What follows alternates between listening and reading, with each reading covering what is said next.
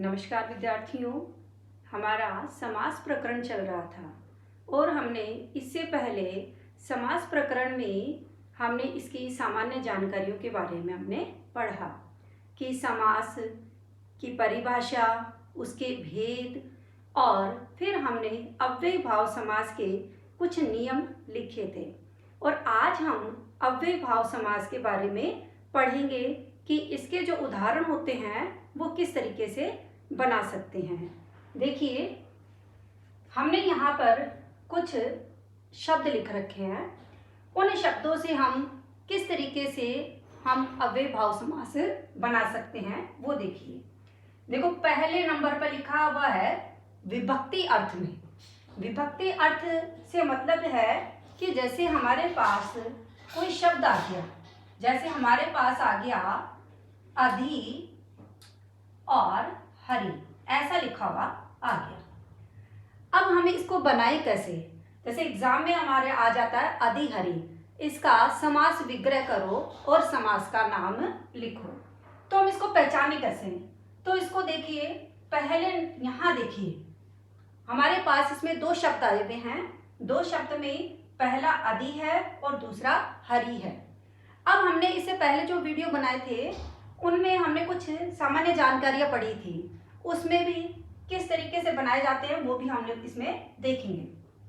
तो बनाए कैसे?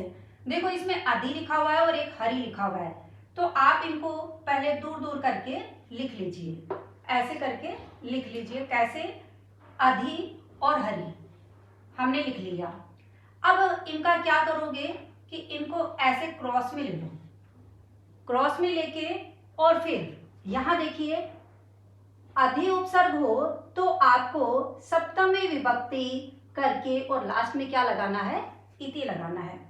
अब आपको हरि जो शब्द है उसमें आपको क्या लगाना है? सप्तमी विभक्ति लगानी है हरि शब्द में।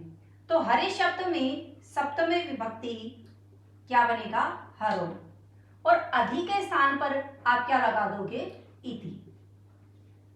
यदि हमारे एग्जाम में यदि हरौ इति आ जाता है, क्या आ जाता है? हरौ इति आ जाता है, तो फिर वापिस से ऐसे कर लो। अब इति है, इति किसके स्थान पर आया है? अधि के स्थान पर। तो आपको ये ध्यान रखना है कि यहां तो क्या लिखना है हमें? अधि। और हरौ, हरौ शब्द लिखा हुआ है, इसका मूल जो शब्द है वो क्या है? हरि। अब हमने यहां देखो क्या लिखा? अधि और हरि। ये अधि हरि हमारे पास शब्द आ गया। हमने इससे पहले जो नियम पढ़े थे उसमें लिखा हुआ था कि ई और ई और ए और एकारांत, ये शब्द आने पर आपको इसमें करना क्या है? छोटी ई की मात्रा रखनी है, ये वाली मात्रा हमें रखनी है। और अव्ययी भाव समास में कहीं पर भी विसर्ग नहीं आएगा। तो ध्यान रखना है कि अधि आए तो अधि के स्थान पे इति लगा दो, और जो मूल शब्द है हरि शब्द है उसमें आपको हरौ, हरौ मतलब यहाँ पर हमें सप्तमी विभक्ति का प्रयोग करना है। तो हमें ये वाली चीज तो भी हमारे अधि अर्थ में। इसी तरीके से हम दूसरे नंबर पर पढ़ते हैं हम समीप अर्थ में। समीप अर्थ में जैसे एक उदाहरण आ गया उप हरि। हमने शब्द क्या लिखा? उप हरि। अब उप हरि दो शब्द है हमारे पास। देखो, कहीं पर भी विसर्ग वगैरह इन पे नहीं लगेगा। अब उप हरि वही दो शब्द, उसको बनाने का तरीका भी वही क्रॉस ले लो। अब यहां देखो, जब भी हमारे पास उप आएगा तो उप के स्थान पर हमें क्या लिखना है? समीपम। क्या लिखना है? समीपम। ये समीपम हमने यहां लिख दिया। जब भी आपके सामने उप आ जाए और उसके बाद में जो शब्द लिखा हुआ हो उसमें आपको कौन सी विभक्ति लगानी है? इसमें आपको लगानी है षष्ठी विभक्ति। अब षष्ठी विभक्ति, इसमें हरि शब्द है उसके षष्ठी विभक्ति बनेगी हरे है। क्या बनेगी? हरे है। अब एग्जाम में यदि विग्रह का किया हुआ आ जाए तो क्या करना है? तो आप फिर ऐसे ही क्रॉस कर लीजिए। मतलब जैसा भी दे वो उसको आप इस तरीके से आप बना सकते हो। तो ये देखिए यहाँ समीप लिखा हुआ है। अब समीप हमने किसके स्थान पर, तो हमें याद रखना, ऐसा याद रखना पड़ेगा कि उप का मतलब समीप। यहाँ हमने अधि किया तो अधि का मतलब इति। इस तरीके से हम इसको याद कर सकते हैं। तो यहाँ समीप है, समीप हमने क्या लिखा, उप। अब यहाँ देखो हरे शब्द लिखा हुआ है।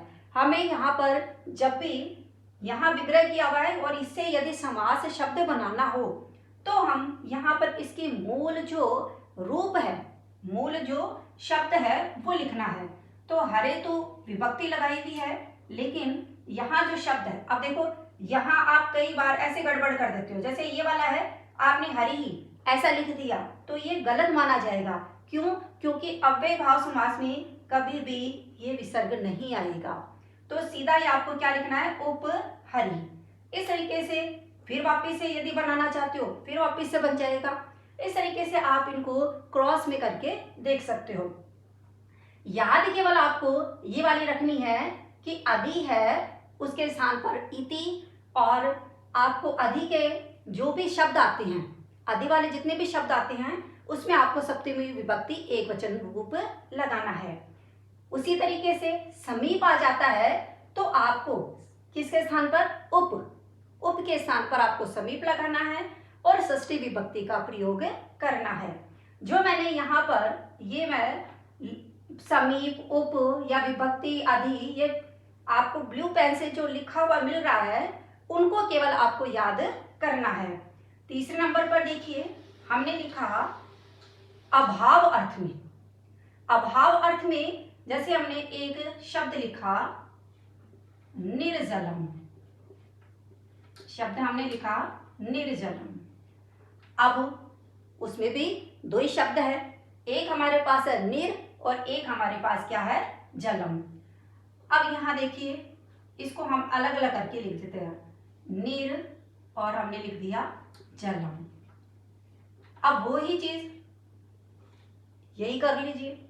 अब निर का अर्थ आपको याद करना है, अभाव है। निर का अर्थ क्या करना है, अभाव है। ये अभाव है हमने लिख दिया। अब आपको इसमें विभक्ति कौन सी लगानी है, तो यहाँ देखिए मैंने यहाँ लिख रखी है षष्ठी एक वचन ऑब्लिक बहुवचन। अब यहाँ पर हम इसका नॉर्मल अर्थ लेते हैं तो जल का अभाव होता है, न कि जलों का अभाव। तो यहाँ पर हमें जल का अभाव बोल रहे हैं तो हमें यहाँ पर क्या लगाना है, एक वचन का रूप लगाना है। तो यहाँ हमें विभक्ति कौन सी लगानी है, यहाँ पर षष्ठी विभक्ति लगानी है। तो क्या आ जाएगा यहाँ पर, जलस्य अभाव है। अब हमारे एग्जाम में आ गया कि जलस्य अभाव है, इस शब्द का बनाओ, तो वापिस से हमने ऐसे ही क्रॉस कर लेना है। अब ध्यान रखना है, अभाव शब्द को हमने किसके स्थान पर प्रयुक्त किया था, निर के स्थान पर। तो ये वाली चीज हमें याद रखनी है। तो वापिस से हमें क्या लिखना है, यहाँ पर निर। अब यहाँ इसका मूल शब्द निकालो। मूल शब्द हमने क्या निकाला, जल। अब निर्जल। अब हमने देखो इससे पहले जो हमारा वीडियो था, हमारी क्लास हुई थी, उसमें हमने ये लिखा था कि यदि शब्द के अंत में ए आए तो ए को हटाकर अम जोड़ दो। अब यहाँ देखो इसमें जल है, इस जल में देखो ए हटा दो और हम इसमें क्या जोड़ दो, अम जोड़ दो। तो शब्द क्या बन गया हमारा, जलम। अब शब्द हमारा पास क्या आ गया, देखो निर्जलम। अब इसको जोड़ते हैं तो र हमारा ऊपर चला जाएगा और शब्द जुड़ जाएगा। शब्द क्या बनेगा, ये निर्जलम। इस तरीके से हमारा ये शब्द बन जाएगा। इसी को हम यदि बहुवचन में करना चाहे तो भी कर सकते हैं। कैसे, जैसे हमने शब्द लिखा निर्मक्षिकम, हमने शब्द लिखा निर्मक्षिकम। अब निर्मक्षिकम में वही दो शब्द है, एक निर और एक मक्षिकम। अब यहाँ पर इसको अलग अलग लिख लेते हैं, निर और मक्षिकम। अब मक्षिकम, यहाँ पर मक्षिका, मक्षिका का अर्थ होता है मक्खी। अब मक्खियों का अभाव, अब यहाँ पर देखिए मक्खियों का अभाव मतलब बहुवचन का निकल रहा है, तो आपको यहाँ पर षष्ठी बहुवचन लगाना पड़ेगा। तो वो ही नीर का तो अर्थ क्या हो गया, अभाव है। और मक्षिक, मक्षिका शब्द लिखा हुआ है, वैसे ही हम लता के अकॉर्डिंग इसको बना सकते हैं। तो यहाँ पर क्या आ जाएगा, रामस्य रामयो रामाणाम वैसे होता है, वैसे ही लता के आप देख सकते हो। तो यहाँ पर ये शब्द क्या बन जाएगा, मक्षिकाणाम, मक्षिकाणाम ऐसे लिख देते हैं, मक्षिकाणाम। अब यहाँ पर यदि इसको वापिस से बनाना है तो यहाँ देखो ये अम क्यों आया, वो भी देखो, ऐसे कर दिया।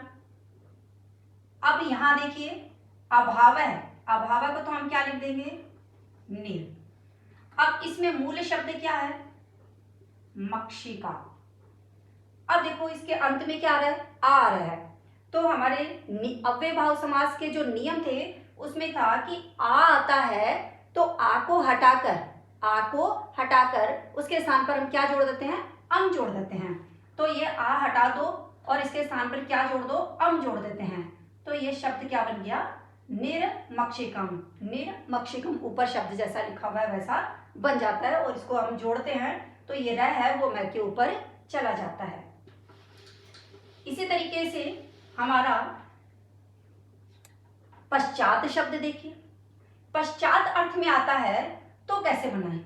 जैसे हमारे पास शब्द है अनुहरि, यही वो का वही शब्द, केवल यहाँ जो अव्यय शब्द है या उपसर्ग है उनमें अंतर है। तो अनु आया, वापिस से वही करो। अनु शब्द आते ही देखो 4 नंबर में देखो, अनु शब्द आते ही अनु के स्थान पर हम क्या लिखते हैं, पश्चात। अनु के स्थान पे क्या लिखते हैं, पश्चात। और विभक्ति देखिए, विभक्ति यहाँ हम कौन सी लगाएंगे, षष्ठी विभक्ति एक वचन। अब यहाँ पर हरि शब्द है, उसके षष्ठी विभक्ति एक वचन लगा दो। तो हमने क्या लिखा, हरि, शब्द क्या लिख दिया, हरि।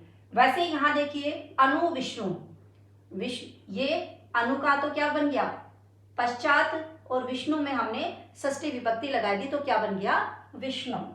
इसी तरीके से वापिस से इसको ऐसे करके देख लो, पश्चात आया तो पश्चात का तो क्या हो गया, अनु।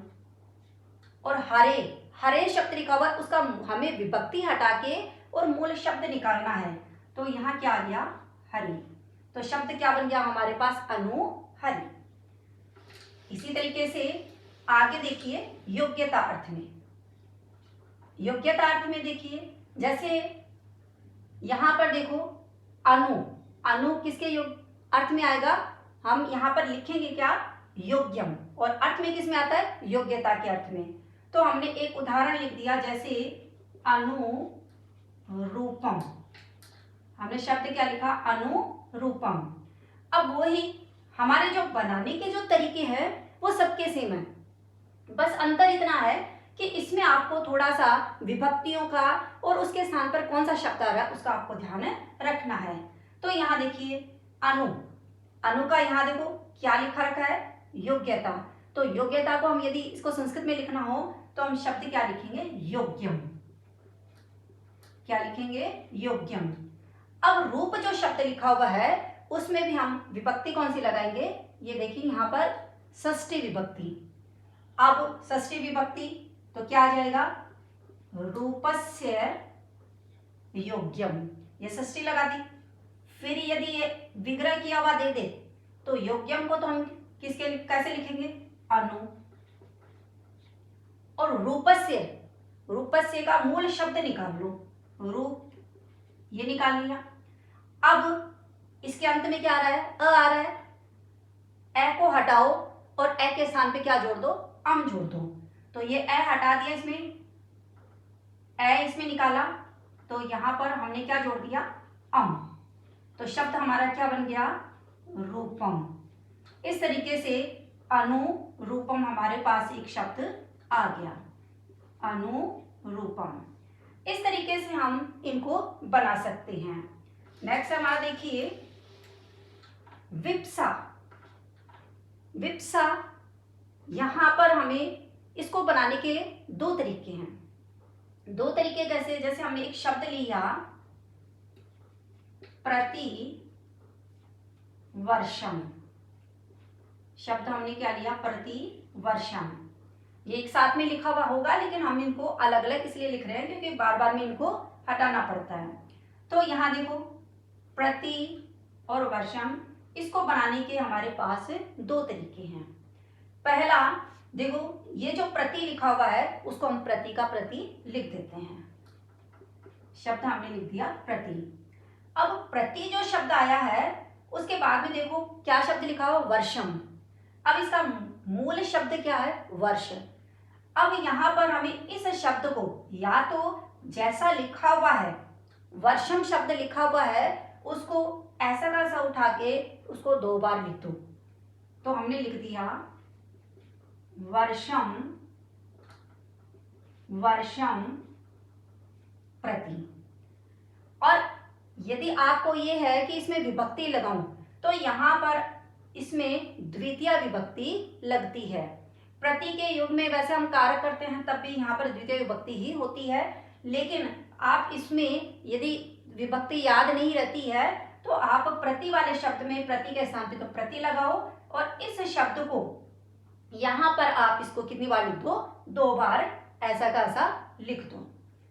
और यदि वापस से इस तरीके से आ जाए तो क्या करोगे, प्रति का तो प्रति लिख दोगे और ये जो दो बार, क्योंकि ये विप्सा का अर्थ होता है कि दो बार कोई चीज को आना, तो यहाँ पर एक बार आपको लिखना है, क्या शब्द लिखना है वर्षम। तो शब्द क्या बन गया प्रति वर्षम। एक तो तरीका ये है कि द्वितीय विभक्ति लगाओ, एक तरीका तो क्या है हमारे पास कि द्वितीय विभक्ति लगाओ और हम इसके स्थान पर सप्तमी विभक्ति का भी प्रयोग कर सकते हैं। जो यहाँ देखिए ये सप्तमी विभक्ति को दो बार लिखो और लास्ट में क्या जोड़ दो, इति लिख दो।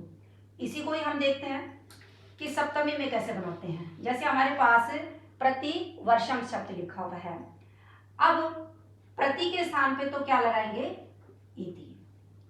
अब वर्ष शब्द को ही देखो यहाँ लिखा हुआ ना, सप्तमी एक वचन में दो बार, द्वितीय एक वचन में दो बार। तो यहाँ पर यदि आप प्रति लगाते हो तब तो आप द्वितीय भी लगा सकते हो या आप सप्तमी विभक्ति का भी प्रयोग कर सकते हो। यदि सप्तमी का करते हो तो आप इसमें शब्द क्या लिखोगे, वर्षे वर्षे इति, क्योंकि सप्तमी में वर्ष जैसे राम की तरह हम बनाते हैं रामे, वैसे ही वर्षे वर्षे इति। तो आप द्वितीय और एक सप्तमी आप दोनों विभक्तियों का प्रयोग कर सकते हो। आप चाहो तो आप द्वितीय का भी बना सकते हो, आप चाहते हो तो आप सप्तमी विभक्ति का भी बना सकते हो। नेक्स्ट देखिए हमारा एक आता है पदार्थानति वृत्ति, अर्थात जैसे हमारे पास एक शब्द आ गया यथा शक्ति, शब्द क्या आया यथा और शक्ति, ऐसा शब्द लिखा हुआ है। अब यहां पर भी वही दो शब्द है, हमने ओ का वही कर लिया। अब यथा है, यथा के स्थान पर क्या लिखेंगे अनतिक्रम में, यथा के स्थान पे तो क्या लिखेंगे अनतिक्रम में, अनतिक्रम में मतलब अनुसार। अब यहाँ पर जब भी आप यथाशक्ति यथाविधि ऐसा कुछ कोई भी शब्द आता है तो आपको वहां पर कौन सी विभक्ति लगानी है, द्वितीय विभक्ति का प्रयोग करना है। तो आपको यहाँ पर ये जो शक्ति शब्द लिखा हुआ है, शक्ति शब्द में आप द्वितीय विभक्ति लगा दीजिए। जैसे हम राम शब्द लिखते हैं तो द्वितीय विभक्ति में क्या बनता है रामम, वैसे ही जैसे हरि तो हरिम, इसी तरीके से आप यहाँ क्या कर दोगे मैं लगा दोगे तो ये द्वितीय विभक्ति में आ जाएगा। तो शक्ति के अनुसार अब वापस से बना के देख लीजिए कि अनतिक्रम में, अनतिक्रम में शब्द किसके लिए प्रयुक्त हुआ था यथा, तो हमने यथा लिख दिया। और मूल शब्द शक्ति में विभक्ति लगी हुई द्वितीय, तो आपको मूल शब्द निकालना है। तो इसमें मूल शब्द क्या है शक्ति, तो क्या बन गया, यथाशक्ति। इस तरीके से आप लिख सकते हो। ध्यान रहे कि कभी भी हमारे इन अव्यय भाव समास में जो भी शब्द बना हुआ है उसके अंत में बड़ी ई की मात्रा और बड़े उ की मात्रा नहीं आएगी। यदि बाई चांस यदि जैसे कोई शब्द आ गया, वधु शब्द आ रहा है और हम इसके पहले कोई हमारा ये किसी भी अर्थ में प्रयुक्त हो रहा है, तो आपको उसमें वधु शब्द है उसमें उ की मात्रा बड़ी नहीं लगानी है, क्योंकि नियमानुसार हमने इसमें पहले पढ़ा था कि यदि उ ओ औ ऐसा आता है तो इसके स्थान पर हम क्या कर देते हैं, छोटा उ कर देते हैं। जैसे नदी शब्द आ गया हमारे पास, नदी शब्द में इन्हीं जो शब्द लिखे हुए हैं इनसे कोई ये जुड़ा हुआ है, तो यहाँ पर हम क्या करेंगे, ये नदी जो शब्द लिखा हुआ है इसमें ये नदी ई की मात्रा जो बड़ी है वो हमारी क्या होगी, गलत होगी। और अंत में हमें जैसे ये शक्ति लिखा हुआ है तो इसमें ई की मात्रा छोटी है, वैसे ही हम बड़ी नहीं लगा सकते। हमें उसको अव्यय भाव समास में लाने के लिए हमें क्या करना पड़ेगा, उसमें छोटी ई की मात्रा, छोटे उ की मात्रा और ए आए तो अम जोड़ना है, आ आए तो भी आ को हटाकर इसके स्थान पर हमें अम जोड़ना है। इस तरीके से आप इन जितने भी हमारे ये जो शब्द लिखे हुए हैं जिन जिन अर्थों में प्रयुक्त हो रहे हैं वहाँ उन विभक्तियों को आप इस तरीके से ये लगा के इन शब्दों को आप बना सकते हैं। यहाँ मैंने सामने यहाँ लिखा है, आप इनको देखकर आप शब्द बनाइए। आपको वीडियो कैसा लगा तुरंत बताइए। धन्यवाद।